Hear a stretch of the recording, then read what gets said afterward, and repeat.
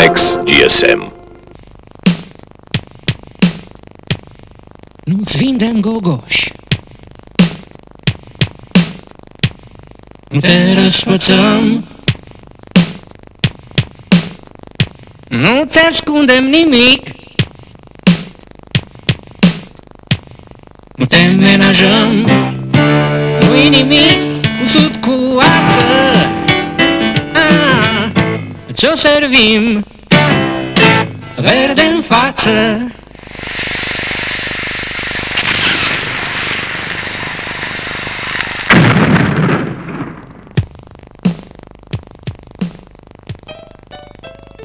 Bun găsit, oameni buni, la o ediție specială a emisiunii Milionare de la miezul nopții. Este o ediție specială pentru că în această zi am invitat în studioul Televiziunii Naționale Antena 1 pe domnul Jean-Marie Le Pen, președintele Frontului Național francez. De asemenea, lângă mine se află domnul Sever Meșca, este deputat PRM, cel care îl însoțește pe domnul Le Pen la această emisiune. Domnia sa face parte și din Comisia de Politică Externă a Camerei Deputaților. De asemenea, se află în studio domnul Ion Cristoiu, care nu mai are nevoie de nicio prezentare. Domnule Le Pen, în primul rând, vă mulțumesc foarte mult că ați acceptat invitația. Monsieur Le Pen, premièrement, je vous remercie beaucoup d'avoir accepté notre invitation. Știu că într-o vizită pe care a făcut-o vicepreședintele partidului dumneavoastră, însărcinat cu probleme internaționale. Je sais que dans une précédente visite que votre vice-président chargé des problèmes internationaux a fait en Roumanie, care vă însoțește în această vizită în qui se trouve România, également dans cette visite en Roumanie, a afirmat la începutul acestui an la București că PRM și Frontul Național sunt ideologic legate în lupta lor împotriva mondialismului dictat de Statele Unite. affirmé au début de cette année, dans une visite qu'il a fait à Bucarest, que votre parti et le parti de la Grande Roumanie sont liés du point de vue idéologique dans leur lutte contre le mondialisme. Și împotriva unei Europe unite. Et contre une Europe unie. Vizita dumneavoastră la București, la invitația domnului Corneliu Vadim Tudor, se poate traduce printr-o îndeplinire a așteptărilor dumneavoastră de către Partidul România Mare? Oui, si je comprends bien la question, vous me demandez si je suis heureux de me trouver ici et de répondre à l'invitation du Parti de la Grande Roumanie, évidemment. Autrement, je serais resté chez moi. Et il est évident que je m'efforce de rencontrer dans toute l'Europe les représentants les plus qualifiés de la pensée nationale et de la volonté nationaliste, puisque je crois que cette force ne va cesser de se développer au cours des années qui viennent et qu'elle est en quelque sorte l'avenir de l'Europe. Il est faux de dire que nous sommes contre l'Europe unie, nous sommes contre l'Europe fédérale de Bruxelles, telle qu'elle est manipulée, on peut le dire, par le mondialisme. Mais nous sommes en revanche pour une Europe des nations qui respecte la spécificité des nations. Domnul Cristoiu. Suntem bine cunoscute în Franța, ca să putem să zicem așa, conflictele între Frontul Național, domnul Le Pen și jurnaliști. Îi găsește pe jurnaliștii români mai simpatici decât cei francezi? Je ne sais pas, les journalistes français ne sont pas en eux-mêmes antipathiques, ils sont comme la langue d'Ésope, vous savez, ils peuvent être la meilleure ou la pire chose du monde. Il se trouve que le Front National, comme pratiquement tous les partis nationalistes dans le monde, subit un ostracisme délibéré de la part des médias, pas de la part des journalistes. Les journalistes obéissent à leur rédaction. Ce sont les dirigeants des médias qui ont une politique d'ostracisme, de critique, voire même de désinformation à notre égard. Je vais vous donner un exemple concret. Vous le savez, j'ai eu 4,5 millions de voix aux élections. Eh bien, depuis le mois de juin, ni moi, ni aucun des dirigeants de mon parti n'ont été invités sur aucune des chaînes de télévision et pratiquement pas sur les chaînes de radio, sans parler de la presse écrite. Noi v-am invitat, domnule Le Pen, pentru că nu vă votează până una alta nimeni în România. Probabil că am fi făcut-o și altfel. J'y suis d'autant plus sensible. Cu atât mai sensibil. Cine sunt cei care vă votează? Qui sont ceux qui vous votent en France, monsieur Le Pen? Écoutez, c'est difficile à dire. Je crois que nous avons des électeurs dans tous les milieux sociaux. Mais les sondages qui valent ce qu'ils valent, les enquêtes qui ont été faites, nous donnent comme le principal parti ouvrier. C'est nous aussi qui avons le plus grand nombre de voix chez les chômeurs. C'est-à-dire que nous exprimons sans doute le sentiment de ceux qui souffrent le plus du système politique actuel. Ce credeți că ce șanse ar avea naționalismul într-o Europa transatlantică în care încep să se cristalizeze organisme multinaționale de cooperare? De toute évidence, l'Europe telle qu'elle se construit aujourd'hui est aux ordres, disons-le clairement, aux ordres des États-Unis, qui sont eux-mêmes peut-être aux ordres de quelqu'un d'autre. Mais un exemple immédiat d'actualité, c'est le problème de l'élargissement de l'Europe et de l'entrée dans l'OTAN. Bon. Eh bien, 9 pays européens étaient d'accord pour l'entrée de la Roumanie et de la Slovénie. Un ne l'était pas, les États-Unis. 1 contre 9, c'est un qui a gagné. C'est la volonté de l'un qui l'a emporté sur la volonté des autres. C'est le monologue de Gulliver à Lilliput, en quelque sorte. De acord. Președintele Jacques Chirac la Madrid s-a scris că a sprijinit intrarea României. Credeți că a fost o comedie sau a fost un lucru serios? C'est toujours difficile de critiquer son pays quand on est à l'étranger, ah oui. Mais comme nous sommes en Europe, ce n'est pas tout à fait l'étranger.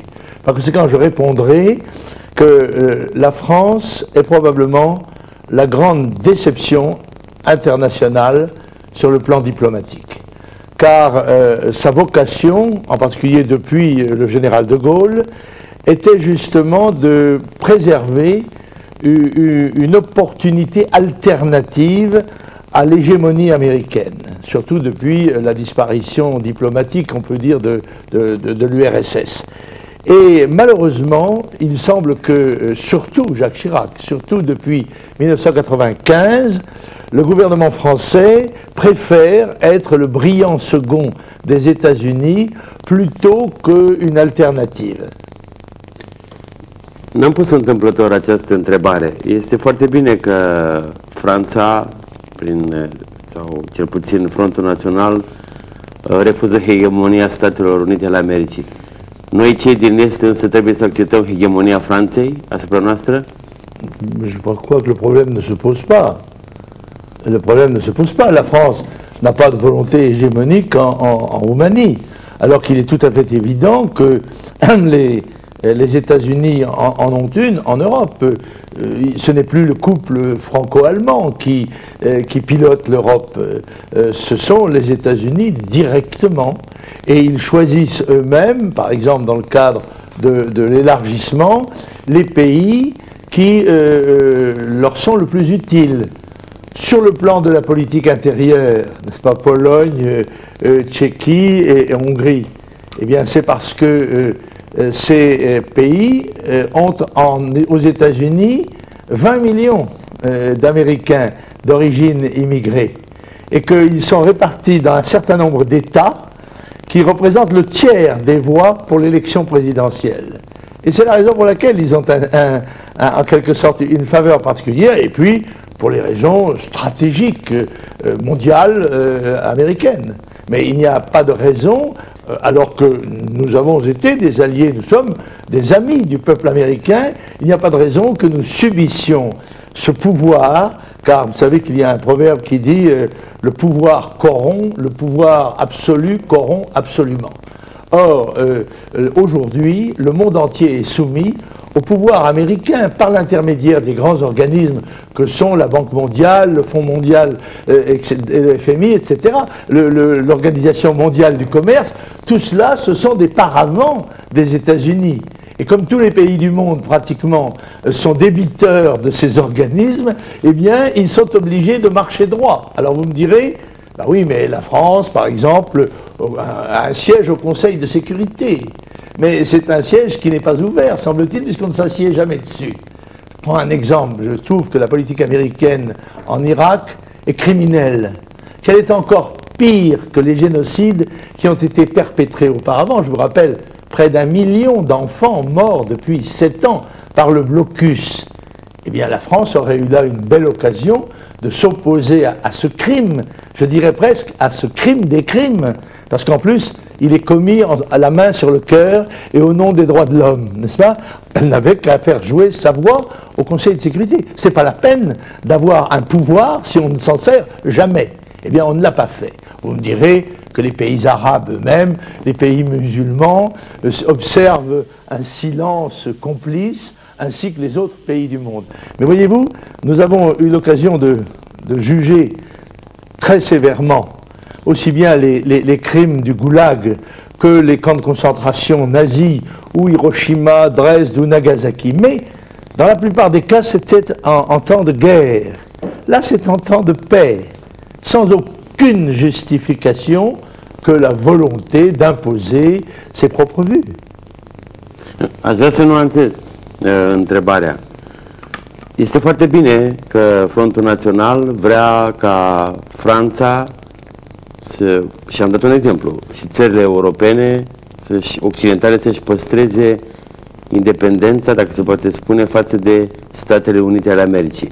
Dar noi, în Est, în România, avem sentimentul că marile puteri occidentale, inclusiv Franța, ar vrea să fie ceea ce sunt Statele Unite pentru Franța sau Germania. Pentru Franța sau Germania. Deci avem și noi dreptul, ca și francezii, să pretindem respectarea noastră de către Occident.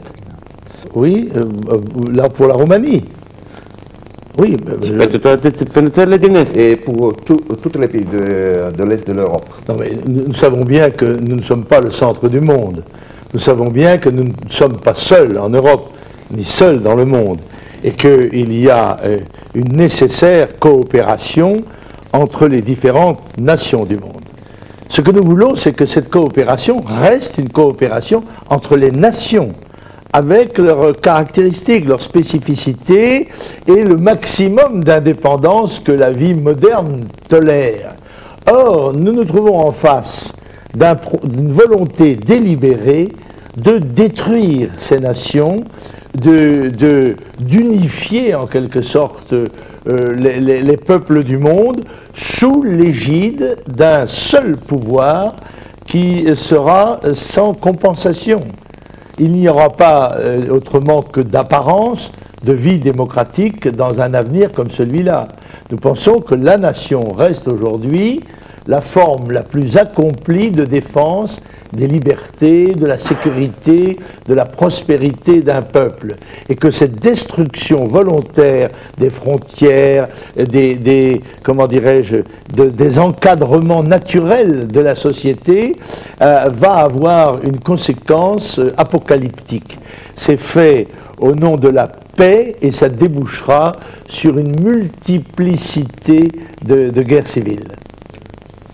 Considerați raporturile între puterile occidentale, inclusiv Franța, și țările din Est pe bază de egalitate sau pe bază de frați și surori mai mari ale acestor țări din Est? Asta este marea problemă a României. Non, justement, c'est la définition même d'une Europe des nations. Ce n'est pas la nation en elle-même a sa propre expression politique. C'est elle qui exprime la volonté de son peuple. Ce n'est pas un mélange des genres, si vous voulez. Ce n'est pas le Parlement européen, par exemple, où tout à fait évidemment, les nations n'ont plus de représentation. Et vous parliez tout à l'heure des relations avec les journalistes. J'ai pu constater que les mouvements nationaux dans le monde étaient l'objet du même traitement. Pourquoi? C'est parce que la nation, c'est la pierre d'achoppement de la volonté hégémonique du nouvel ordre mondial. Et la nation devient un ennemi que l'on décrit et que l'on combat comme un ennemi, que l'on diabolise par la voie de la désinformation, comme les pays en guerre le pratiquent les uns par rapport aux autres. Voilà la vérité. C'est que la nation se défend comme elle a le sentiment d'être le seul blocage qui reste vers cette révolution réductrice, si vous voulez. Cine este acest adversar? Dacă permiteți o intervenție aici, pentru că în ceea ce privește tratamentul pe care ziariștii și în general oamenii de mass media îl acordă partidelor naționaliste, avem și noi ceva de spus și aș putea să vă spun că același tratament care se acordă Frontului Național în Franța se acordă Partidului România Mare în țara noastră. Și în legătură cu Frontul Național aș putea să vă spun cum a fost reflectat, de exemplu, o mare manifestare a Frontului Național, care a fost congresul al 10-lea al Frontului Național, la care am participat, am făcut parte din delegația condusă de domnul președinte Vadim. Deci eram acolo, am documente video, am filmat de acolo. Am văzut pe de o parte o adunare de oameni foarte așezați, un partid al unei clase de mijloc, un partid care vrea să apere marile valori franceze și cultura franceză. Și pe de altă parte am văzut timp de 3-4 ore o manifestație care era făcută din adunătură, pur și simplu. Am și filmat, am imagini filmate, cu homosexuali, lesbiene, alte minorități de acest gen, drogați, de tot felul, unde își dăduseră mâna toate forțele care se opun naționalismului francez, adunate din câteva țări de frontieră. Ei, în țară, majoritatea ziarelor, am văzut după aceea presa, majoritatea ziarelor au prezentat Congresul Frontului Național ca o mare pericol pentru Franța, ca o perioadă și Strasbourg ca un loc unde s-au întâmplat lucruri extraordinare. Această manifestație anunțată pentru 3 zile a durat numai 3-4 ore, după aia toate autocarele au dispărut, toți cei veniți acolo cu misiune au dispărut și n-a mai rămas nimic din protestul ăsta și nu s-a întâmplat nicio tulburare. Am înțeles. Puis-je ajouter que, après ces manifestations, il y a eu une élection dans cette province et que dans la province, nous avons fait 25% des voix. Există deci aceste națiuni și există un adversar al lor. Cine este acest adversar? C'est l'hégémonisme, si vous voulez, c'est la volonté de nous réduire. La vie est faite de contradictions, de forces contradictoires et adverses. Et par conséquent, chacun a le devoir de survivre et d'en prendre les moyens. Personne n'est a priori l'ennemi du Front National ou de la nation. Ce sont ceux qui se déclarent ces ennemis que nous réputons tels. Nous sommes en défensive en quelque sorte. Nous n'avons pas, nous, de volonté hégémonique, mais nous n'acceptons pas de subir celle des autres. Cine sunt cei care au dat cu ouă și pietre în dumneavoastră la ultimul congres al partidului? Toutes sortes. C'est ce qu'on peut appeler la gauche plurielle, n'est-ce pas? Ça va des socialistes, communistes, trotskistes, maoïstes, anarchistes, marginaux de toutes sortes, marginaux sociaux, c'est aussi loupards, comme on dit chez nous, n'est-ce pas, mais la plupart de ces gens-là venaient en train, n'est-ce pas, ils étaient payés pour venir là. Il arrivait des trains, des cars, des choses comme ça, à l'initiative du maire de la ville, qui en quelque sorte faisait venir les barbares dans sa cité de façon à pouvoir casser les vitrines qu'elle n'osait pas casser elle-même. În noaptea aceea au distrus vitrinele din principala piața Strasbourgului, Place Kléber, participanții la această manifestație. De ce nu s-a organizat congresul în sudul Franței? Oh, mais il n'y a absolument aucune raison. Nous sommes chez nous, dans n'importe quelle ville de France. Nous avions fait un colloque, non pas un congrès, mais un mini-congrès précédent en plein pays minier dans le nord de la France. Et nous y étions très à l'aise, puisque l'un de nos élus était un porion de la mine, que je suis moi-même, je suis ancien mineur. Nous sommes à l'aise partout, nous y compris et surtout au milieu du peuple. Et pas seulement dans le midi où il fait chaud. Permiteți-mi un scurt comentariu. Si vous me permettez. Sunt bucuros că am putut să dialoghez și cu un om politic redutabil francez, pentru că mi-am dat seama că și oamenii politici români sunt la fel ca cei francezi. Cine vrea să conducă lumea? America, Japonia, Franța, Germania. Je n'ai cessé de vous dire depuis le début de l'émission que ce sont les États-Unis. Je ne peux pas être plus clair que ça. United States, American government, n'est-ce pas, l'administration Clinton. Voilà, c'est elle qui manifeste cette volonté. Je ne peux pas dire ça plus clairement, même comme homme politique. Am înțeles, dar dacă ar fi dânsul președintele SUA, n-ar duce aceeași politică hegemonică? J'ai la faiblesse de croire que je serais plus sage, mais qui le sait? Non. Il y a, et vous savez, je crois qu'il y a des attitudes qui sont fonctionnelles. Alors, c'est pour ça que je préfère être aspiré à la présidence de la France qu'à la présidence des États-Unis, à laquelle je n'ai pas de chance d'ailleurs. J'arrive trop tard. Am înțeles. Dacă ar fi în locul președintelui Bill Clinton, ar duce aceeași politică hegemonică. Non, je n'ai pas dit ça. Et vous savez, la politique, c'est un rapport de force. Bon, pendant de nombreuses années, et quel que soit le risque terrible que faisait peser le formidable armement soviétique sur la paix et sur la liberté de l'Europe, vous êtes payé, si j'ose dire, pour le savoir, eh bien, il y avait un équilibre relatif dans le monde. Il n'y avait pas de superpuissance, ou plutôt, il y en avait deux. Bon. L'effondrement intérieur de l'URSS fait qu'aujourd'hui, les États-Unis sont une puissance unique. Et qu'elle est entraînée à agir sans limite. Je prends un exemple. De plus en plus, les Américains entendent faire exécuter les décisions de leurs tribunaux intérieurs dans l'ensemble du monde. Autrement dit, vous perdez un procès à Los Angeles, eh bien, on peut saisir votre maison à Bucarest. Et il y a là une dérive qui est tout à fait inquiétante et qui est malheureusement se généralise sur le plan politique.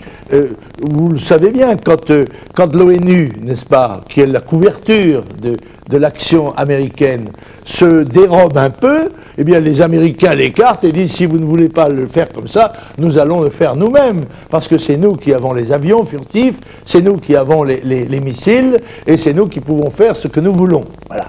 Alors l'ONU devrait leur dire, d'ailleurs, ah ben dans ce cas-là, faites-le vous-même, alors c'est plus la peine de nous demander. Mais il est certain qu'il y a des paravents de cette action dans le monde, et que cela est inquiétant. Ça ne durera pas. Mais je crains que les excès de cette politique-là ne conduisent d'autres puissances, comme pourrait l'être demain, par exemple, la Chine, avec son 1,5 milliard d'habitants, ou d'autres, mais surtout, c'est celle qui vient la première à l'esprit, par sa force, eh bien, n'ait les mêmes attitudes. Et c'est pour cela que nous pensons que l'Europe des nations pourrait être un élément d'équilibre à condition de garder une indépendance amicale à l'égard des États-Unis, mais une indépendance, pas une soumission, même ronchonneuse. Domnule Le Pen, se poate naște o altă forță care să se opună forței Statelor Unite? Credeți că această forță poate să redevină Rusia, eventual URSS? La Russie a évidemment les moyens d'une grande puissance et en tous les cas peut les reconquérir. La Russie a toujours été dans la politique mondiale et depuis plusieurs siècles un élément déterminant.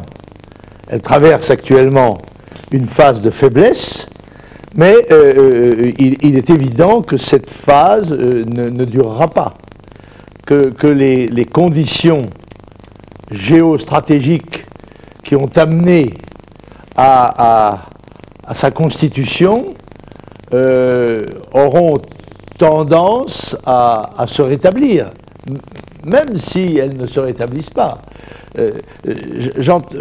Un de mes arguments contre l'Europe fédérale, c'est de dire, vous nous dites qu'il faut que nous créions un empire nouveau pour équilibrer les grands empires. Mais c'est faux. Nous sommes dans une phase de destruction des empires. Nous avons vu se détruire les empires coloniaux, anglais et français. Nous avons vu s'effondrer l'empire soviétique que l'on croyait extrêmement fort. Et puis les États-Unis eux-mêmes sont minés de l'intérieur par des faiblesses qui ne sont pas toujours apparentes, mais qui sont réelles.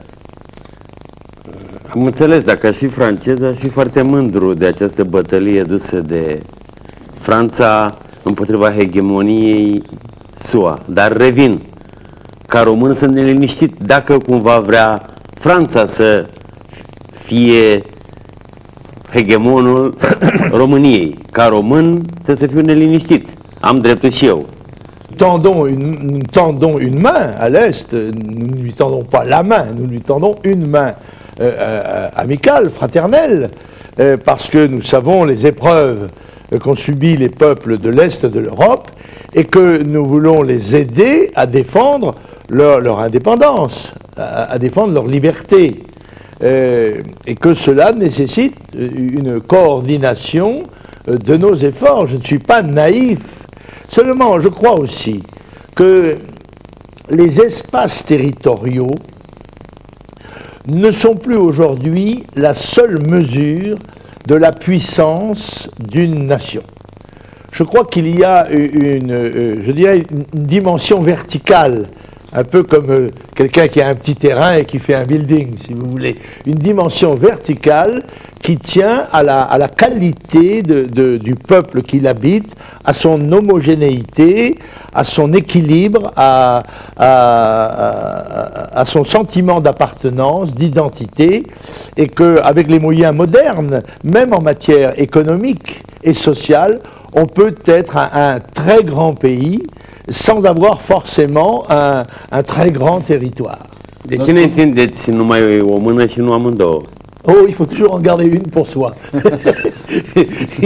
Il y a un proverbe, je suis aussi marin d'origine, il y a un proverbe maritime qui dit « une main pour toi, une main pour le bateau ». Vaporul numit Franța. Oui, bah, la France ou quoi que ce soit, ou une affaire commerciale, voire même un mariage. Domnule Le Pen, l-ați cunoscut pe Nicolae Ceaușescu? Non, je ne l'ai pas connu, mais je dois dire que j'ai assisté en direct à la télévision aux événements dramatiques qui se sont passés à Noël en 1989, car c'était peut-être la première fois où l'on voyait, où les téléspectateurs d'Europe, en tout cas je ne sais pas du monde, pouvaient assister en continu, en quelque sorte, à des événements dramatiques comme cela.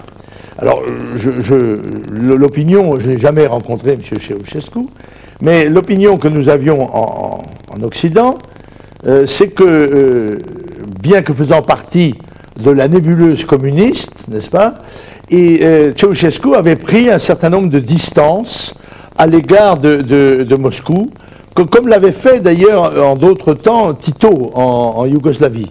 et qu'un geste qui nous avait tout de même, je dirais, favorablement impressionné, c'était la volonté de ne pas intervenir dans l'affaire de Prague, n'est-ce pas, dans l'affaire de Tchécoslovaque. Et bien sûr, on savait qu'il y avait un côté pharaonique, n'est-ce pas, dans son personnage, mais on avait une espèce d'indulgence pour la volonté d'indépendance qu'il avait marquée, de façon excessive d'ailleurs, en matière monétaire, en voulant rembourser à tout prix ses dettes, recommençant l'erreur qu'avait faite avant lui d'une politique monétariste Salazar au Portugal, n'est-ce pas? Et bon, ça en faisait, si vous voulez, quelqu'un d'un peu différent, mais qui restait quand même impliqué dans la conception soviétique de la société, avec ses formidables faiblesses, car permettez-moi de dire qu'en dehors de la menace et de la contrainte et des libertés, qui est une chose essentielle évidemment, le résultat en échange de cela était d'une insigne médiocrité, n'est-ce pas? C'est que c'était beaucoup d'efforts, beaucoup de souffrances, beaucoup de sacrifices pour obtenir très peu de résultats. Un chip, j'ai quelquefois dit que le communisme c'était une machine à fabriquer des mégots. Je ne sais pas si vous savez ce que c'est un mégot. C'est une machine qui fait 500 mètres de long, il y a des pistons, des roues, des courroies, il y a plein d'ouvriers. À un bout vous mettez une cigarette et à l'autre bout il sort un mégot, et encore, quand vous le ramassez vous prenez un coup de bâton. După părerea dumneavoastră, Nicolae Ceaușescu era un naționalist? Je pense que oui. Je pense que il s'efforçait de l'être dans un système qui ne tolérait pourtant pas beaucoup l'indépendance. D'ailleurs, on l'a vu, notamment avec Tito, comme il est devenu, dès qu'il a voulu être indépendant, il est devenu tout de suite l'ennemi numéro 1 de Staline. Bun. Revin la obsesia mea. După prăbușirea comunismului, țările din Est nu mai sunt sub hegemonie sovietică. Nu riscă ele să intre sub hegemonie occidentală? Elles risquent, oui, Oui? sûrement. Ce trebuie să facem? Si elles intègrent l'OTAN dans les conditions fixées par les États-Unis, si elles intègrent l'Europe fédérale, eh bien, elles seront englobées dans la zone d'influence du nouvel ordre mondial. Et c'est pour ça que j'ai dit, bien que j'ai, moi, été longtemps et toujours un combattant contre le communisme, j'ai exprimé le souhait que la Russie démocratique retrouve sa place naturelle, celle que lui vaut, ce que lui valent sa dimension, son peuple, son génie propre, dans le concert des nations. Il est, je crois, il serait dangereux pour le monde qu'une grande nation soit soustraite au jeu naturel des équilibres. Mais tout naturellement, les peuples ont tendance à se rapprocher de ce qui leur ressemble. Et s'il y a une faculté de coopération particulière entre la Roumanie et la France, c'est parce que d'abord nous avons la même langue comme source, n'est-ce pas, et par conséquent, dans une certaine mesure, la même culture, que nous appartenons à la grande culture chrétienne et humaniste de l'Europe, et que nous avons en commun l'idée nationale qui n'est pas aussi simple que ses ennemis la décrivent, parce qu'elle postule un certain nombre de valeurs de base, l'attachement au sol, à la famille, au passé, un certain nombre de critères esthétiques, la beauté, l'harmonie, etc. Tout cela fait que des peuples sont plus proches les uns des autres. Je pense que la Bulgarie se sent plus près peut-être des Russes, je ne sais pas, mais je trouve tout normal que la Roumanie se sente plus proche de ses sœurs latines, en quelque sorte. Am înțeles, există riscul ca România și alte țări din Est să devină colonii ale Occidentului, după prăbușirea comunismului? Oui. Ca de la naționalist la naționalist. Tout à fait. Tout à fait. Je pense que sans frontières, sans structure nationale de protection du peuple, devenues simples éléments de marché, elles peuvent parfaitement être des colonies au sens le plus strict du terme. Et il y a un pays d'ailleurs qui est tout à fait capable de jouer ce rôle en Allemagne de l'Est, c'est l'Allemagne. Colonii economice? Des colonies économiques. Oui, mais ça suffit. Vous savez, comme l'arme alimentaire, les Américains sont en train de le démontrer en Irak, l'arme alimentaire, c'est l'arme absolue. Et c'est la raison pour laquelle, par les accords du GATT et par l'Organisation mondiale du commerce, ils se donnent des situations prépondérantes pour être les maîtres de cette arme-là. Et une des politiques nationales fondamentales que Saddam Hussein apprend à ses dépens, c'est qu'il ne faut jamais se faire confiance à une seule ressource, comme par exemple le pétrole, sous le prétexte que le commerce international, parce que le commerce international, il peut s'arrêter. Il peut être arrêté, y compris par la force. Et à ce moment-là, on est asphyxié, on est mort. C'est pour ça qu'il faut conserver une agriculture nationale. Bon, ça n'empêche pas de participer au marché au meilleur prix, c'est normal. Mais c'est là où la nation prend des précautions, comme le Japon, par exemple, en a pris dans son expansion. Le Japon, par exemple, ne s'est jamais laissé submerger, comme la France, par l'immigration étrangère. Et il a fait ses efforts personnels avec son propre peuple, et il n'a pas été vers la facilité économique qui consiste à aller acheter n'importe quoi à n'importe quel prix, n'importe où. Cine ar vrea să colonizeze aceste țări din Est, România? Statele Unite ale Americii, FMI, NATO? Oui, je pense que ce sont des organisations internationales, mais je pense que ça découle tout naturellement de leur structure. N'est-ce pas? Toute structure secrète une volonté de pouvoir. Donc, tout naturellement, quand vous avez un marché, vous voulez vous couvrir par le marché à côté, et puis par celui-là, et vous êtes amené à étendre indéfiniment. Vous êtes toujours à la recherche du prix de production le moins élevé. Vous allez donc chercher, à la limite, et l'Occident le fait d'une manière sournoise, toujours la main sur le cœur, on installe des usines dans des pays où on fait travailler les enfants, n'est-ce pas, en bas âge, et on ferme les yeux sur tout ça à partir du moment où il y a beaucoup d'argent, ça sanctifie le délit ou le crime. Franța ar vrea să ne colonizeze? Vous colonisez la Roumanie? Oui. Non, je ne crois pas. Non, je crois que la France n'a pas de volonté hégémonique, mais elle offre des possibilités de coopération, justement parce qu'elle est une nation moyenne et qu'elle ne fait pas courir le risque d'une superpuissance.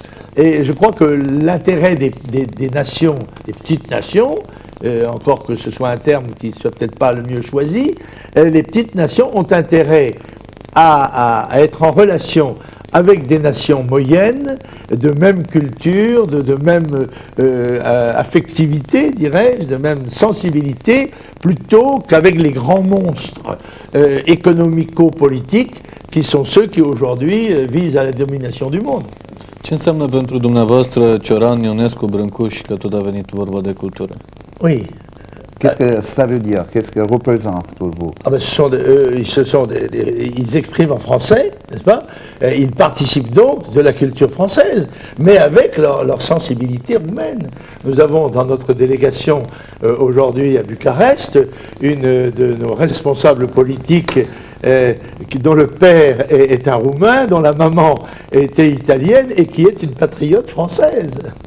Pot să vă spun, dacă îmi permiteți, că printre lucrurile care ne-au apropiat, că nu sunt puține și cred că au reieșit și din această întâlnire deosebit de interesantă, a fost și această dragoste pentru cultură și pentru poezie. În întâlnirea pe care aseară a avut-o domnul președinte Le Pen cu președintele Vadim și cu alți membri ai ai conducerii Partidului România Mare. Timp de 2 ore, vă spun, s-a vorbit și s-a recitat poezie, adică nu s-a vorbit numai politică și nu s-a criticat numai. Așa că și acest lucru face parte din naționalismul care ne unește. Am vorbit și am recitat și poezie franceză și poezie română și am și cântat cântece care ne sunt dragi.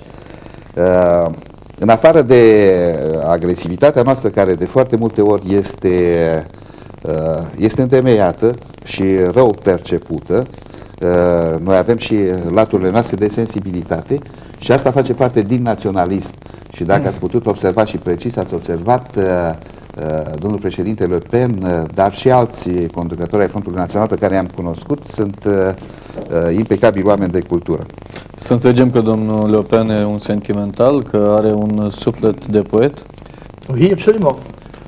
Je crois d'ailleurs que la politique est une forme de poésie, parce qu'elle est une tension vers l'harmonie. Et si vous voulez, ce qui est rassurant dans le patriotisme comme élément de base d'une politique, c'est que c'est un sentiment qui implique l'amour. L'amour des siens d'abord, bien sûr, c'est normal. Nous disons en France, au Front National, j'aime mieux mes filles que mes nièces que mes cousines que mes voisines, mais cela ne dit pas que nous détestions nos voisines, n'est-ce pas? Et c'est vrai qu'il y a, par rapport, j'ai dit tout à l'heure, au monstre froid des pouvoirs financiers et économiques pour qui les hommes et les femmes ne sont que des chiffres, n'est-ce pas? Il y a dans le patriotisme une notion de don de soi, une notion de respect et d'attachement aux autres qui d'abord fait comprendre les autres patriotes et qui me permet, même quand ils se sont battus entre eux, et qui me permet paraphrasant Marx, d'avoir lancé un jour à la tribune « Patriotes de tous les pays, unissez-vous » parce que ce qui vous unit est beaucoup plus important que ceux qui vous séparent. Et je peux vous dire que nous avions invité à Strasbourg, notre ami le sait, nous avions invité à la fois Sesej, qui était le président du parti national serbe, et Paraga, qui était le chef du parti national croate, alors que la guerre civile qui les avait opposés était à peine terminée. C'est dire qu'il y a dans notre démarche quelque chose, un élément extrêmement positif et constructeur de la paix entre les nations. Pot să spun, permiteți-mi aici să completez, pot să spun că la Strasbourg, dacă vă puteți imagina această scenă, președintele Partidului România Mare, Corneliu Vadim Tudor, s-a întâlnit cu Ișvan Ciurca. Într-o întâlnire care a fost cât se poate de diplomatică, cât se poate de civilizată, într-o întâlnire în care s-a pus punctul pe ei, cel puțin în ceea ce ne privește, și Ișvan Ciurca a declarat cu propria lui voce, și noi avem înregistrări și avem și fotografii, a declarat că partidul lui nu are pretenții teritoriale în ceea ce privește România și că înțelege sensibilitatea românilor față de diferitele probleme. Adică există o manieră în care, prin reunirea forțelor naționale din Europa, se pot rezolva și niște tensiuni care datează de foarte multe secole, niște tensiuni istorice, care altfel nu au putut fi rezolvate, indiferent cât de mult alte forțe politice cu alte orientări au încercat să o facă. Am înțeles, domnul președinte Le Pen vorbește mereu de Franța, care nu vrea să fie hegemonică, o Franță care este un fel de zână în raport cu America. Este Franța lui Jacques Chirac sau Franța lui Le Pen? Ah ben, je pense bien sûr à la France de Jean-Marie Le Pen, bien évidemment, parce que Jean-Marie Le Pen me paraît plus proche de cette politique d'indépendance que ne l'est certainement Jacques Chirac. Et quant à l'hégémonie, au risque d'hégémonie de la France sur la Roumanie, je crois savoir que nous représentons 10%, je crois, des investissements étrangers dans votre pays. Par conséquent, ce n'est pas un levier de puissance qui permettraient, si toutefois cela était souhaité, ce n'est pas mon cas, des liens de subordination. Je crois que la Roumanie a eu, de la part de la France, historiquement, plutôt des appuis que des adversités. Franța lui Jacques Chirac sau Franța lui Le Pen?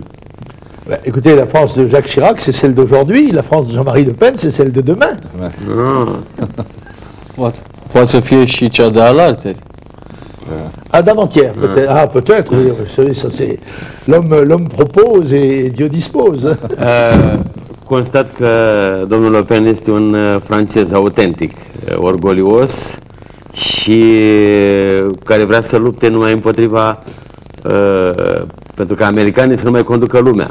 Non, encore une fois, je suis un ami des Américains, je connais beaucoup de personnalités américaines, mais quand les amis que j'ai invités dans mon salon veulent venir dans ma chambre à coucher, eh ben je leur demande de sortir de chez moi. Voilà, c'est tout.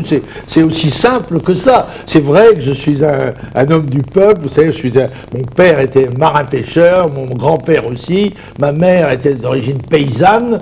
Et je me sens très très près. Je suis breton. Vous savez, je suis de la partie ouest de la France.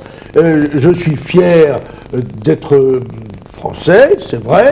Mais je vois bien les fautes et les défauts, les faiblesses de mon propre pays, même si je n'en parle pas toujours, et j'essaye de les corriger. Voyez-vous ce qui me touche?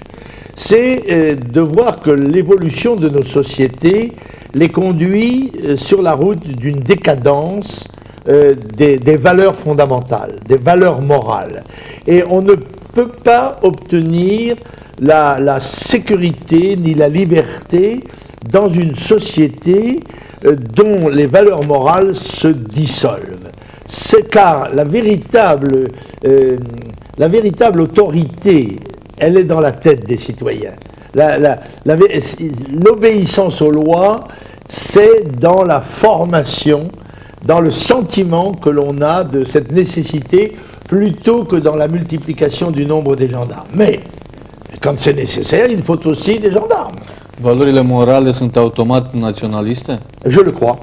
Je le crois parce que la nation est dans le fond au sommet de la pyramide des structures humaines de la société.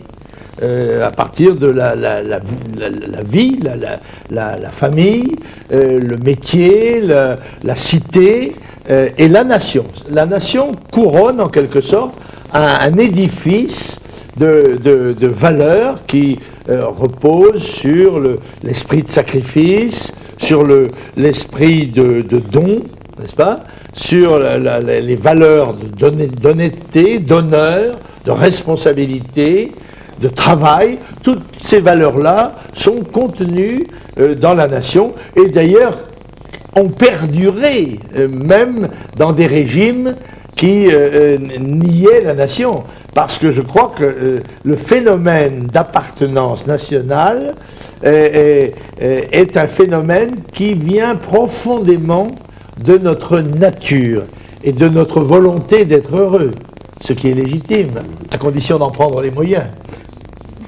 După 1989, toate țările din Est, inclusiv România, sunt cu privirile către Occident, inclusiv către Franța. Ce nu trebuie să imităm de la Occident la ora actuală? Je crois qu'on ne doit pas prendre de l'Occident son matérialisme. Ce n'est pas la peine d'avoir abandonné le matérialisme communiste si c'est pour prendre le matérialisme capitaliste. Et c'est en ce sens que je crois qu'une nation comme la France, mais elle n'est pas seule, peut en quelque sorte proposer au reste du monde un modèle plus humain, plus équilibré, plus civilisé en quelque sorte, que ne le sont les grandes performances, les nations à grande performance technique, technologique, financière ou économique. Non pas que je ne méprise l'économie est nécessaire, il faut y être attentif. Mais je crois que la politique est devant l'économie et que la morale est devant la politique. Nu vă deranjează că în Franța naționalismul promovat de Frontul Popular a fost asemănat în dese rânduri cu pronazismul? Quand il a été confondu, c'est une escroquerie, c'est une escroquerie politique. Le nationalisme ne s'est jamais, français ne s'est jamais compromis avec le nationalisme allemand, pour la bonne raison qu'ils étaient antagonistes par nature. Bon, alors il est certain que le patriotisme de Vichy était moins flamboyant que le patriotisme de Londres, parce que c'est ici que c'était en France que les Allemands occupaient le pays, avec leur formidable puissance militaire de l'époque, sur une population civile dont l'armée avait été battue. Mais en fait, tout de même, l'espoir de tous les Français, était de reconquérir leur liberté par le départ de l'occupant, quelle qu'ait pu être d'ailleurs sa couleur politique. Si l'armée allemande, au lieu d'être nazie, avait été démocrate, républicaine, impériale ou royale, c'était la même chose. Nous souhaitions que les gens qui nous occupent partent de chez nous. Voilà. Acest materialist de care vorbiți este mai puternic în America decât în Franța? C'est une bonne question. La première.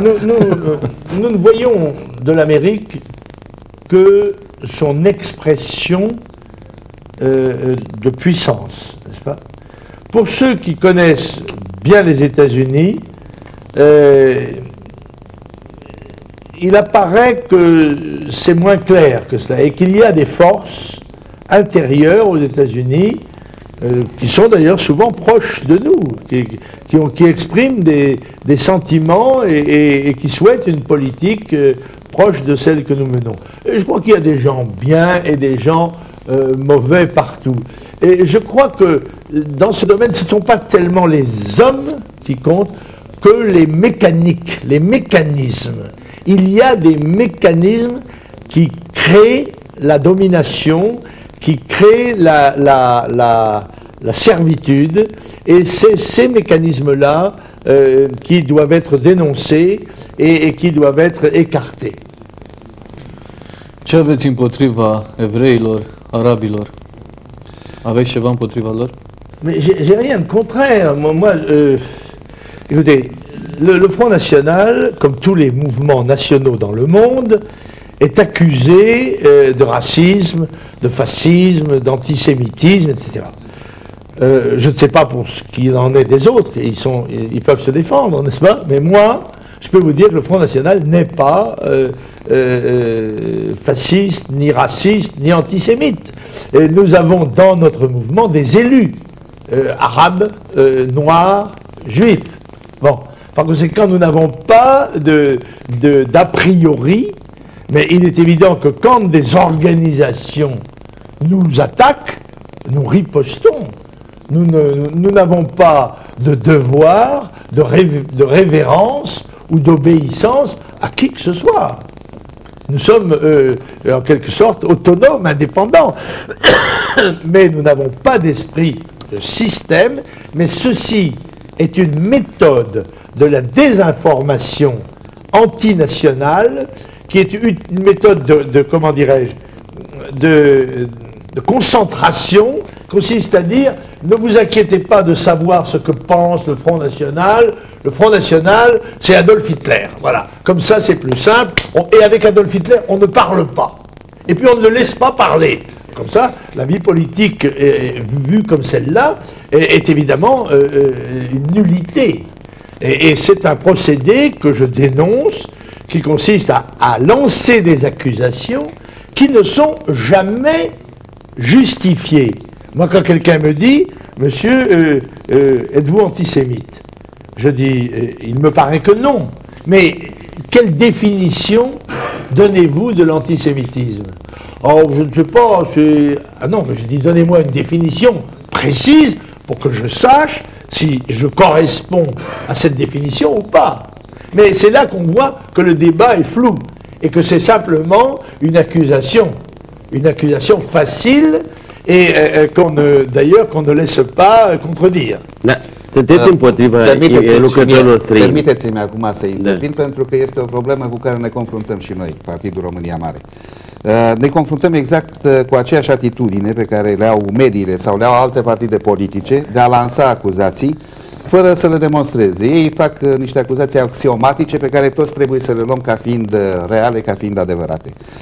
La fel ca și în Frontul Național, și ăsta este un alt lucru care ne-a apropiat, nici în Partidul România Mare nu există atitudini anti-evreiești sau împotriva altor minorități. Noi am zis-o de mai multe ori și o zicem și acum, că popoarele sunt lăsate de la Dumnezeu și le respectăm ca atare, ceea ce nu trebuie să ne împiedice să iubim mai tare poporul român. Vreau să vă spun că, de exemplu, în rândurile conducerii Partidului România Mare sunt unguri. Vreau să vă spun că sunt foarte mulți evrei care beneficiază de programul nostru Cina Creștină. Sunt foarte mulți evrei care ne scriu și ne scriu cu căldură și cu dragoste. Pot să vă spun că niciodată, cel puțin în ceea ce mă privește acum, pentru că fac parte din conducerea acestui partid, dacă un singur moment aș fi văzut că există în acest partid o atitudine împotriva unei minorități antisemită, n-aș fi făcut parte din acest partid. Eu m-am dus în clasa 1 de mână cu băiatul unui medic evreu din Galați. Am cea mai mare stimă pentru poporul ăsta care are foarte multe calități și a adus contribuții importante la istoria și la cultura omenirii. De-aia pe noi ne doare foarte mult când primim astfel de acuzații și de-aia încercăm să le demontăm și de-aia încercăm să aducem în fața opiniei publice această atitudine care este cea mai rațională de a se gândi bine dacă trebuie într-adevăr orice acuzație luată axiomatic și dacă nu este necesar să fie demonstrată. Care este politica Frontului Național față de imigranții străini care lucrează în Franța? Oui, d'abord, vous dites les immigrés qui travaillent, ce n'est pas le cas. Les immigrés, en général. Le Front National est hostile à la politique d'immigration qui a été pratiquée depuis 30 ans par les gouvernements français de gauche et de droite qui se sont succédés parce que le gouvernement français pense que chaque nation doit s'efforcer de trouver en elle-même ses moyens de réalisation et de promotion.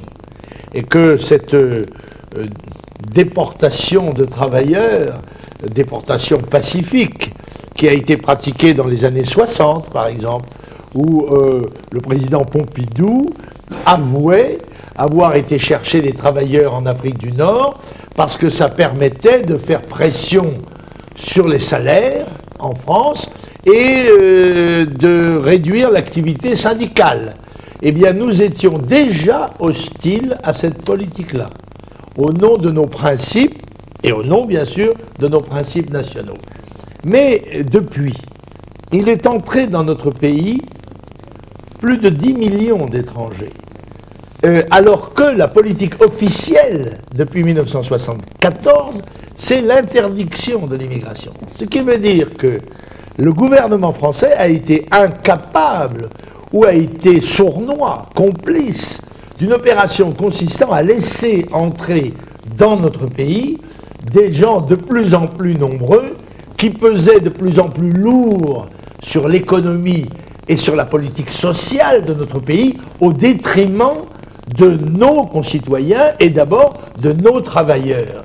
Je trouve singulier, par exemple, que l'Algérie ait voulu être indépendante, qu'elle l'ait obtenue, et qu'aujourd'hui, les Algériens viennent en France.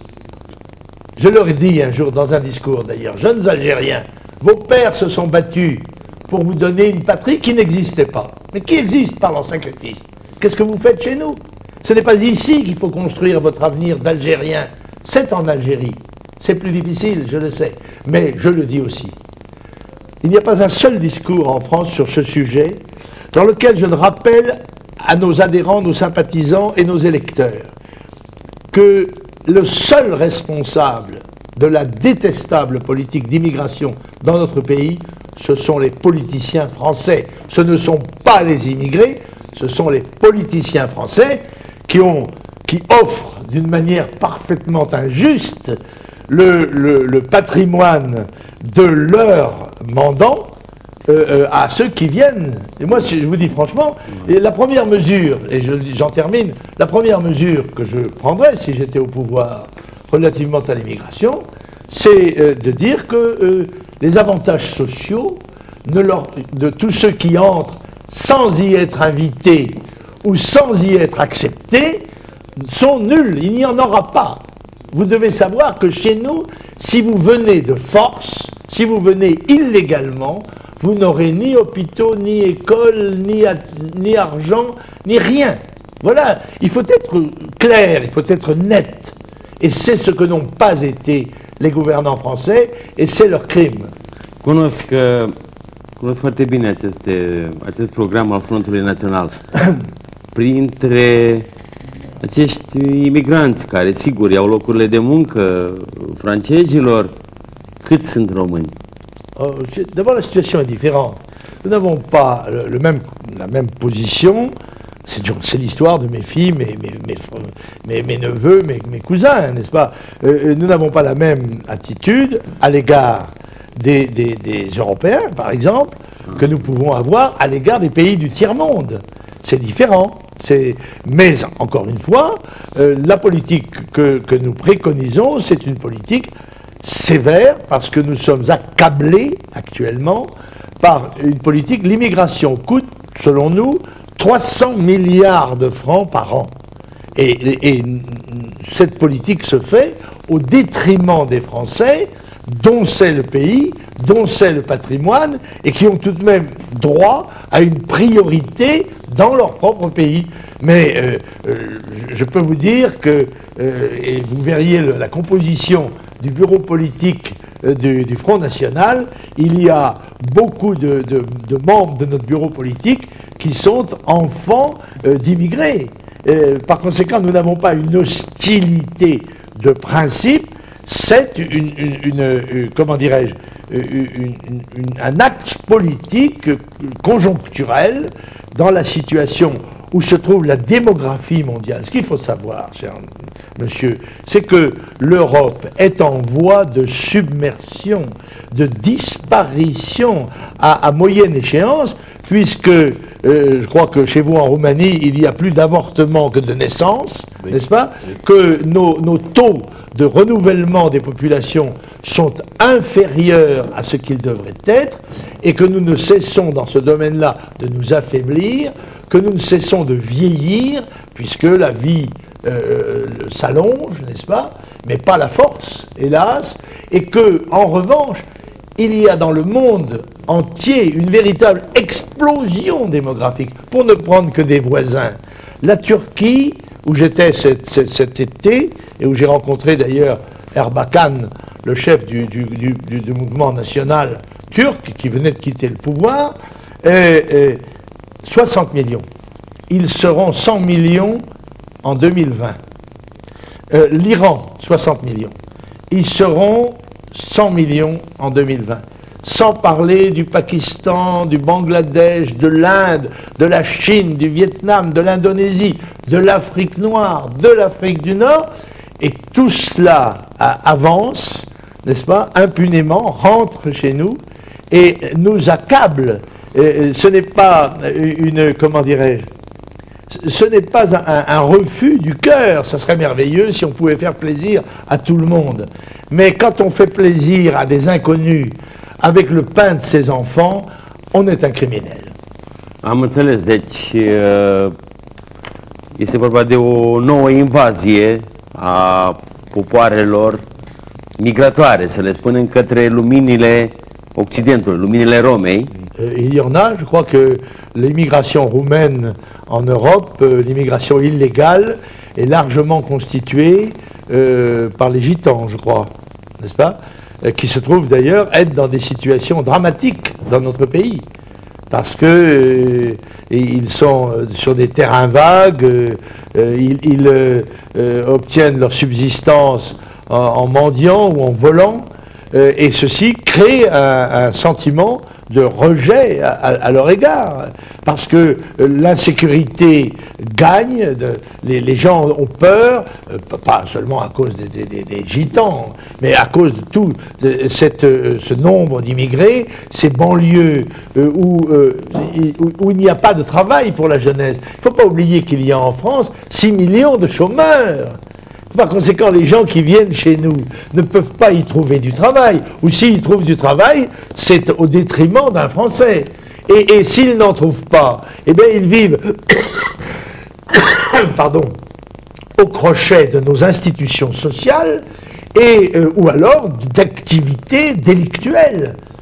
L'agression, le vol, et tout ceci réduit progressivement l'espace de liberté et de bonheur de mes propres concitoyens. Or, les dirigeants politiques de la France sont d'abord chargés d'assurer le bonheur de leur propre peuple. Et c'est ce qu'ils ne font pas. Dumneavoastră faceți o diferență între români și acești țigani? Comment ? Eh bien, écoutez, je suis bien obligé de constater que leurs comportements sociologiques ne sont pas les mêmes. C'est une donnée de fait, ça. Ce n'est pas moi qui le crée. Cette différence, elle existe même chez vous, n'est-ce pas ? Je crois. Oui. Voilà. Alors, il n'y a pas de raison qu'existant chez vous, elle n'existe pas chez nous. Bon. Alors, il se trouve qu'il y a des hommes qui sont plus ou moins aptes à s'insérer, comment dirais-je, dans une civilisation, dans une société, et d'autres qui, par nature, ou ne le souhaitent pas. V-am întrebat precis, dumneavoastră, Frontul Național, când vedeți acești țigani din România, le spuneți români sau țigani? Bon, on ne sait pas s'ils sont roumains. D'abord, pour savoir s'ils sont roumains, il faut savoir comprendre la langue. Or, je crois que les Français comprennent pas, sont peu nombreux à connaître la langue roumaine. En revanche, par l'habillement, par l'attitude, ils savent distinguer des gitans, mais qui peuvent être d'ailleurs des gitans de Hongrie, ou de Pologne, ou d'Espagne, ou d'ailleurs. Mais enfin, il se trouve que les statistiques nous disent qu'il y en a tant qui viennent de Roumanie, tant qui viennent de tel ou tel pays. Sunteți de acord în aceste condiții că eu, ca român, mă simt jignit de faptul că se obține foarte greu vize pentru Franța? C'est très difficile à obtenir. Moi, je ne vois pas. Moi, quand je vais aux États-Unis, j'ai un visa américain. Je ne suis pas vexé parce qu'on me demande un visa. Je trouve ça normal. Je trouve normal que quand je vais chez quelqu'un d'autre, j'attende son invitation. Et s'il ne m'invite pas, eh bien, je ne vais pas chez lui. Voilà. Je trouve ça normal. Deci e ceva normal. Nu suntem considerați un popor inferior. Non, écoutez, non, ce n'est pas... Vous voyez, je suis en train de défendre le gouvernement socialiste, là. Vous voyez que je suis quand même très gentil. Non, je ne crois pas du tout que ce soit la démarche du gouvernement français. Mais le gouvernement français est lui-même prisonnier de son idéologie internationaliste et humanitariste, droit de l'homique, n'est-ce pas? Et il ne sait pas comment se dépêtrer de cette difficulté considérable. Domnule Le Pen, spuneți-mi, cum credeți că ar putea România să aibă în viitor apropiat alipite teritoriile românești, Moldova, Bucovina? Credeți că într-un viitor mai mult sau mai puțin apropiat aceste teritorii se pot întoarce la patria mamă? C'est un sujet sur lequel vous êtes certainement beaucoup plus compétent que moi. Et quand on est dans un pays comme le mien, qui connaît tant de difficultés, on ne se croit pas obligé d'aller essayer de résoudre celles des autres, fussent-ils des amis, n'est-ce pas? J'ai dit tout à l'heure que la force, la grandeur d'une nation est liée à sa dimension verticale au moins autant que horizontale.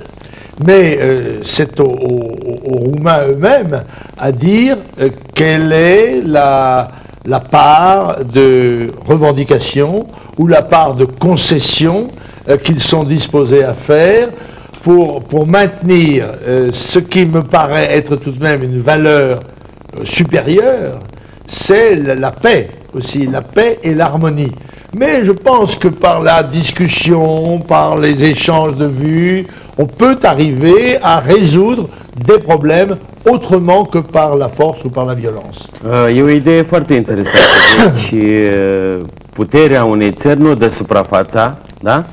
En partie, oui. Ben, nous en avons des exemples, n'est-ce pas? Nous avons des exemples de puissance. Je ne sais pas, ça me vient à l'esprit, par exemple, Israël, la Suisse, même la Suède, le Danemark.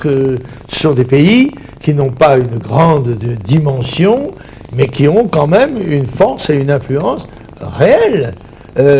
Cela dit, je crois qu'il faut tenir compte des aspirations des peuples, n'est-ce pas? Mais je crois qu'on peut le faire dans un cadre de relations internationales pacifiques. Dacă îmi permiteți și mie aici o intervenție, pentru că este un subiect care ne este drag și care e cuprins în însuși numele partidului căruia îi aparțin. Tocmai de asta și voiam să întreb. Imediat, dacă îmi permiteți. Da, vă rog. Deci noi am discutat mult problema asta cu prietenii noștri francezi. Problema acestor teritorii românești, problema actelor de rapt care au avut loc, problema tratatului Ribbentrop-Molotov și noi am spus care este idealul nostru. Am spus că în numele partidului și în intențiile sale se află un ideal și mai mult decât atâta o hartă.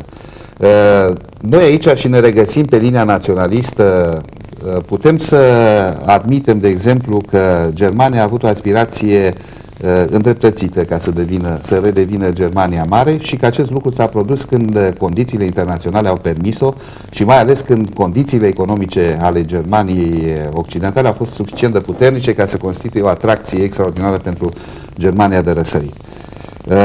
De aceea noi avem dreptul să sperăm și nimeni nu ne va lua vreodată această speranță ca în viitor, fără ca să ajungem vreodată să punem mâna pe arme, pentru că suntem de acord că pacea este suprema valoare, avem dreptul să sperăm că în viitor se vor reuni condițiile necesare pentru ca să se realizeze din nou România mare și să se lichideze o mare nedreptate istorică.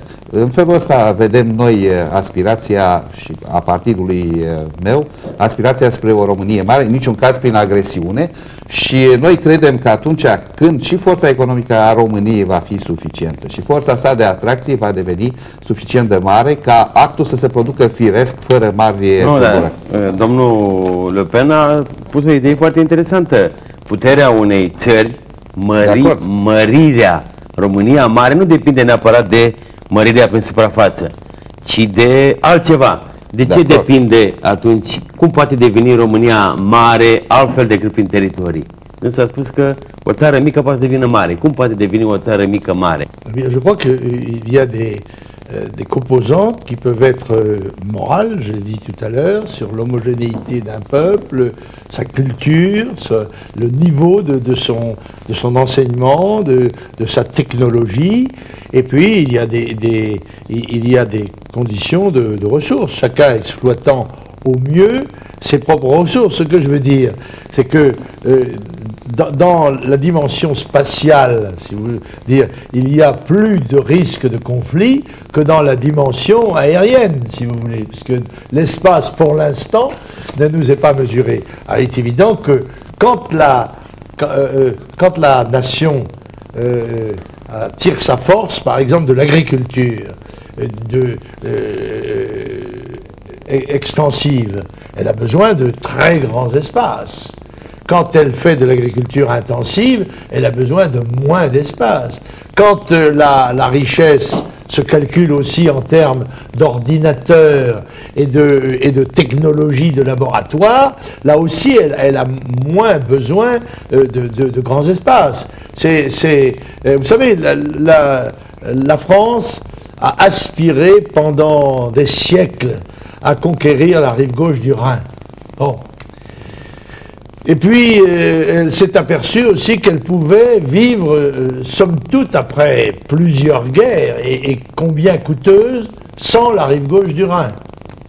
Et elle s'est résignée à le faire, parce que la vie, c'est un accommodement entre nos aspirations et nos désirs, et la capacité de satisfaction qui est en face de nous.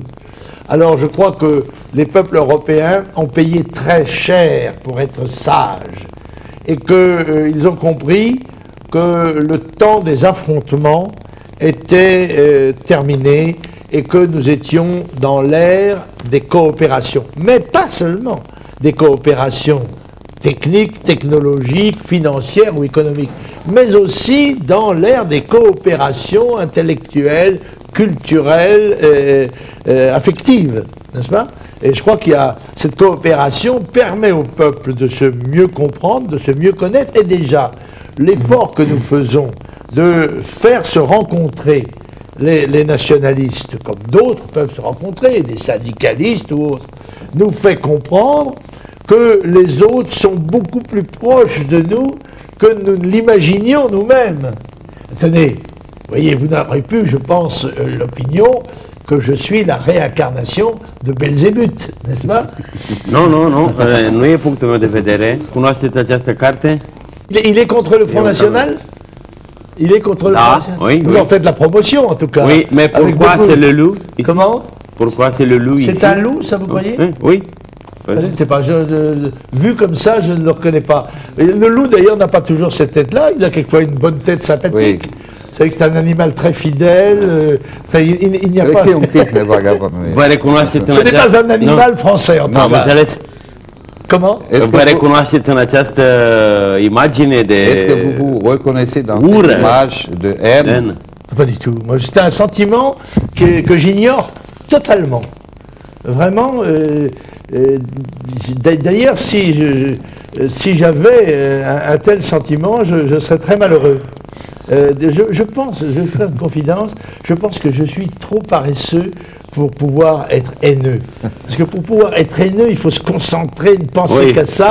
Et moi, j'ai tellement de raisons de penser à d'autres choses, et y compris des choses agréables, que je n'ai ce sentiment, je le dis, à l'égard de personne. Et je peux vous dire que je suis probablement une des personnalités françaises qui puis se promener, n'est-ce pas, dans tous les quartiers de France, sans risquer d'agression autre que de celle des professionnels, des nervis qui sont payés par les gens qui font ce genre de livres. Vă place viața, domnule Le Pen? Oh oui. Vă Et place... je vais vous dire une chose, je l'aime d'autant plus que je la sens fuir entre mes mains, comme le sable. Vă plac femeile? Bah, j'apprécie beaucoup ce don de Dieu à notre espèce masculine. Tout à fait. Bah, ça, sans la femme, la vie ne vaudrait pas la peine d'être vécue. Aș vrea Ați să vă cunoscut spun, multe femei în viața dumneavoastră? Pentru, nu vă pun întâmplător aceste întrebări, un alt lider naționalist, Vladimir Jirinovski, a apărut deseori pe coperțile revistelor lângă femei și s-a lăudat cu o mulțime de femei. Vreau să văd dacă pentru naționaliști este o virtute de a avea multe femei într-o viață. Moi, j'ai eu beaucoup de femmes dans ma vie, en ce sens que j'ai d'abord eu 2 femmes, l'une après l'autre, et puis j'ai eu 3 filles, qui prennent pas mal d'espace, d'ailleurs, et puis je suis amené à fréquenter une population féminine et à lui faire jouer dans notre parti un rôle de plus en plus grand, parce que j'ai une grande admiration. Vous savez, j'étais orphelin de guerre, et j'ai été élevé par ma mère, et par conséquent, j'ai pour la femme un respect et une piété d'abord maternelle, filiale plutôt, et puis parce que je crois que c'est un de nos agréments. Je crois que les femmes sont appelées à jouer un grand rôle dans nos sociétés où elles apportent, ou j'espère qu'elles pourront apporter, leur sensibilité particulière, leur appréhension plus affective des phénomènes, encore que maintenant il y a des femmes qui ressemblent beaucoup au pire des hommes. Ați închinat poezii femeilor? Hélas, non. C'est comme pour la musique. J'adore le violon, mais j'en joue très mal. Et j'adore la poésie, mais je ne suis pas poète. Sauf peut-être quelquefois dans quelques envolées lyriques, dans des discours, mais ce n'est pas de la poésie à proprement parler, comme la pratique, je crois, notre ami Tudor.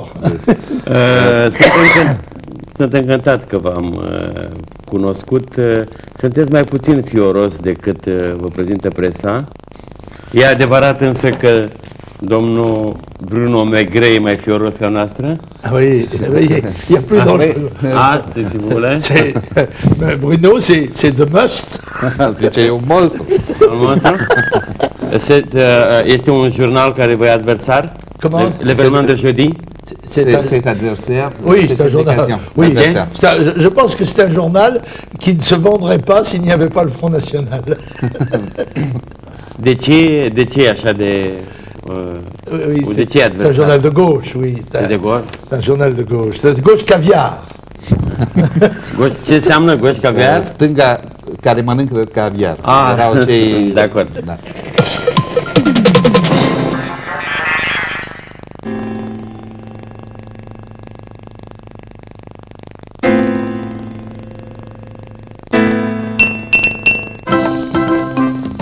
Nescafe. Boabe de cafea atent selecționate și prăjite pentru a savura o cafea tare și aromată. De fiecare dată.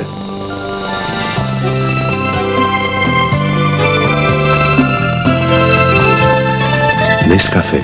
Adevărata cafea solubilă.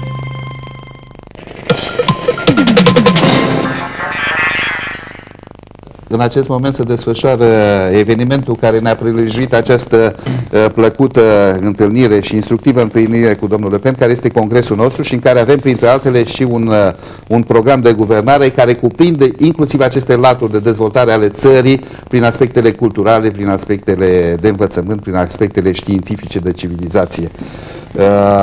Și în al doilea rând pot să spun, cantonându-mă în acea notă de umor pe care a dat-o ultimele noastre întrebări referitoare la felul în care vede viața domnul Le Pen, că am fost martor, de exemplu, la ora 1 noaptea la un rock and roll îndrăcit pe care domnul Le Pen l-a dansat 1h du matin, un rock and roll. Ah oui. Congres. Ah, oui, oui. Și că era întotdeauna înconjurat de femei foarte frumoase cu ocazia congresului pe care l-au avut la Strasbourg și că fetele domniei sale și soția sunt niște persoane ravisante, sunt încântătoare. Domnule Le Pen, aș vrea să vă pun ultima întrebare, nu știu dacă și colegul Ion Cristom are o ultimă întrebare, totdeauna are. Cum vă imaginați și Europa mileniu al treilea, presupunând că alternativa propusă de dumneavoastră ar fi acceptată? Cum va arăta această Europa în cazul în care alternativa dumneavoastră, varianta noastră, nu ar fi îmbrățișată? Bien, je crois qu'elle existera. Et que si le nationalisme ne gagne pas la bataille contre le nouvel ordre mondial dans l'Europe de demain, eh bien, elle n'existera pas. Elle aura été une brillante civilisation disparue.